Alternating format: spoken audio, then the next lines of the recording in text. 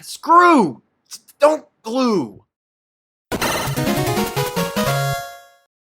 Greetings, programs. Atari here, you there, and this is a Motorola Moto X Pure Edition, also known as the Style Edition in some international markets. And this is a really good phone. It's got a very close to a vanilla Android operating system on it, and it's been my daily driver for about 2 years now. And the only complaint I really have is that recently I've noticed that it's just not holding a charge like it used to.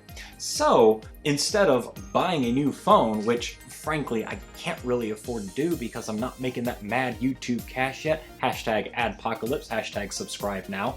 Instead of doing that, I'm just going to replace the battery, and I'm going to show you how to do it so maybe you can squeeze a little bit more life out of your phone as well.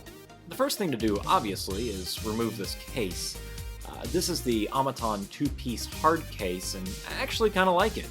You can see a review of it that I did a while back. I'll put a link in the little card up in the corner. This particular case is cool because it corrects what I feel is the biggest problem on the Moto X, its obnoxious curved back.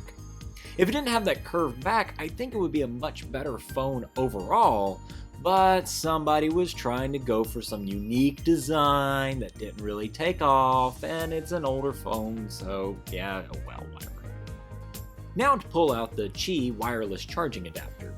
I like my wireless charge upgrade because now I can just drop the phone on my desk and let it charge. I don't have to worry about tracking down the USB charger and the tangled mess of cables that are on my desk. I've got another video talking about adding wireless charging like this that I'll link in the corner as well. Now that we've got the phone all naked, we must find a way to pry the back cover off. I'll take a spudger from my warranty voiding kit and see if I can find a seam to start working on. Of course, links to these tools are in the doobly-doo for your convenience. Apparently, the easiest way to do this is by removing the SIM card holder and using that open slot there to begin working the back off. But we're going to do this the hard way, mostly because I didn't really think about doing that in the first place. So, whatever. And of course, the back is apparently glued on. How many times do I have to say this? Screw, don't glue. Gluing things together like this just makes them difficult to work on and more likely to be thrown away. So now I've got to clean this adhesive foam off as best I can without getting into solvents. Actually I'm gonna leave some residue here to help hold the backplate on when I reassemble this phone because I'm not entirely certain that the little plastic tabs are engineered to hold things together by themselves anyway. So, okay, so now that I have the glue mostly cleaned off, there are about 20 screws holding the retaining plate on that will have to be removed to access the battery port. There's also this one silver screw that holds the volume rocker switch in place. Do not remove that one. Just leave it. So, to unscrew these 20 screws, you're going to need one of these little tiny star-headed screwdrivers. Wait, why is my screwdriver stripping the heads? 1, 2, 3, 4, 5. 1, 2, 3, 4, 5, 6. Oh crap! These are Torx screws. 6-sided stars. And I do not have a small enough Torx bit in my kit. Well, I guess I'm off to the shop. Yes! Now we have all the tools we need to get this done. This iFixit driver kit is probably the most comprehensive kit on the market today, so I should have everything I need to rip apart just about anything else that comes along. And it's so pretty and new! Again, I'll put links to all the tools in the doobly-doo so you can play along at home. For now though, let's put a T3 bit in the driver and get back to it. So now let's take our T3 Torx bit and remove all 20 black screws. Do not, I repeat, do not remove the one silver screw that I told you about holding the volume rocker in place. You will have a bad day if you do that.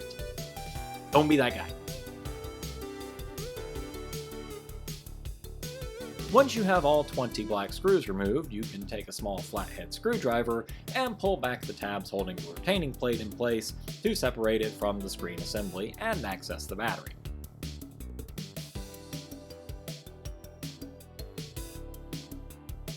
On the retaining plate, there are 4 screws holding the battery in place.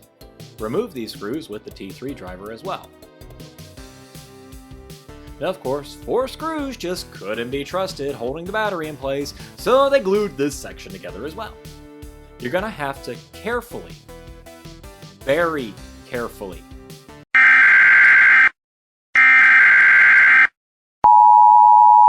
extremely carefully pry the battery away from the retaining plate.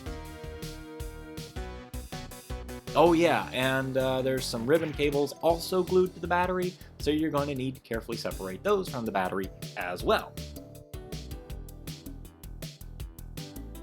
Finally, now we have the battery separated from the phone and ready to replace. Let's get our new battery out of the packaging, place it into the cradle in the retaining plate for a test fit, and replace those 4 screws that we removed earlier. Now wait, Atari, you might say, why did we remove those 4 screws just to immediately replace them? Well, young Padawan, the whole reason for removing those screws is so that we could get a little more leverage on the retaining plate and make prying the battery out just a little bit easier due to that confounded glue. That's pretty much it. Pointless and redundant, just like the glue that Motorola used to assemble the thing. Now, carefully place the battery in the spot where it sits against the screen section of the phone. Reconnect the U-shaped wiring harness at the bottom of the battery. Then, carefully raise the top end of the battery and slip the NFC antenna, that's that little part that was glued to the face of the battery earlier. Slip that into place sandwiched between the battery and the screen assembly. Then, press the retaining plate into place. Pop all the little tabs back into place, and then turn your attention to the wiring harnesses on the back of the retaining plate. Make sure they're all in their proper places and connected correctly. Then go ahead and replace all 20 screws that we removed earlier.